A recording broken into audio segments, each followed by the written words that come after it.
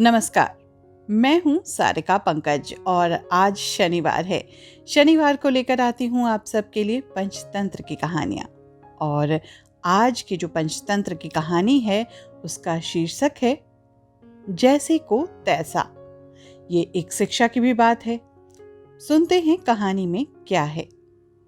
एक स्थान पर जनार्दन नाम का बनिए का लड़का रहता था।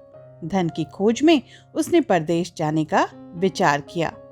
उसके घर में कुछ विशेष संपत्ति तो थी नहीं, केवल एक मन भर भारी लोहे की तराजू थी। उसने अपनी तराजू एक महाजन के पास धरोहर के तौर पर रख दी और फिर विदेश चला गया। कुछ समय विदेश में बिताने के बाद जब उसे धन की प्राप्ति हो गई, उसने वहां धन काफी कमा लिया, तो वो अपने देश वापस लौट आया।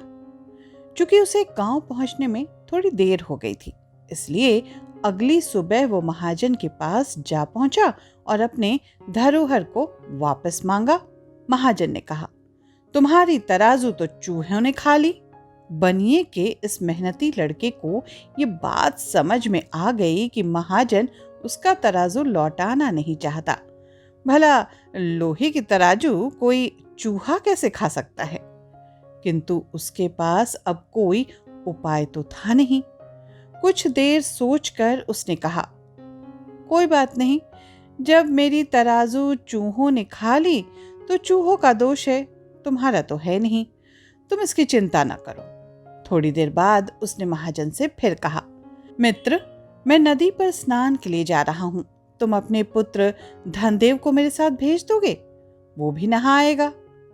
महाजन बनिए की सज्जनता से बहुत प्रभावित हुआ था, इसलिए उसने तत्काल अपने पुत्र को उनके साथ ही नदी स्नान के लिए भेज दिया। बनिए ने महाजन के पुत्र को वहां से कुछ दूर ले जाकर एक गुफा में बंद कर दिया।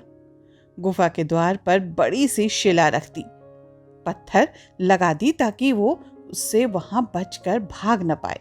उसे वहां बंद करके जब वो महाजन के घर वापस लौटा, तब महाजन ने पूछा, मेरा लड़का भी तो तेरे साथ स्नान के लिए गया था, वो कहाँ है? बनिए ने कहा, उसे चील उठा कर ले गई है। महाजन बोला, भला ये कैसे हो सकता है? कभी किसी चील को देखा है इतने बड़े बच्चे को उठाकर ले जाते हुए? ये संभव नहीं। बनिया बोला, भले आदमी, यदि चील बच्चे को उठाकर नहीं ले जा सकती तो चूहे भी मन भर भारी लोहे के तराजू को खा तो नहीं सकते। तुझे बच्चा चाहिए तो तराजू निकाल कर दे दे। इसी तरह विवाद करते हुए दोनों राजमहल में जा पहुंचे। वहां न्यायाधिकारी के सामने महाजन ने अपनी दुख की कथा सुनाते हुए कहा कि इस बनिए ने मेरा लड़का चुरा लिया है। धर्माधिकारी ने बनिए से कहा, इसका लड़का इसे दे दो। बनिया बोला, महाराज, उसे तो चील उठाकर ले गई है। धर्माधिकारी गुस्से से चीख उठे और बोले, मूर्ख, क्या कभी चील भी किसी बच्चे को उठाकर ले जा सकती है? बनिए का लड़का बोला, प्रभु, यदि मन भर भारी लोहे के तराजू को चूहे खा सकते हैं तो क्या चील बच्चे को उठाकर नहीं ले जा सकती है? धर्माधिकारी ने फिर पूछताछ की तो बनिए के बच्चे ने अपना तराजू वृत्तांत कह सुनाया।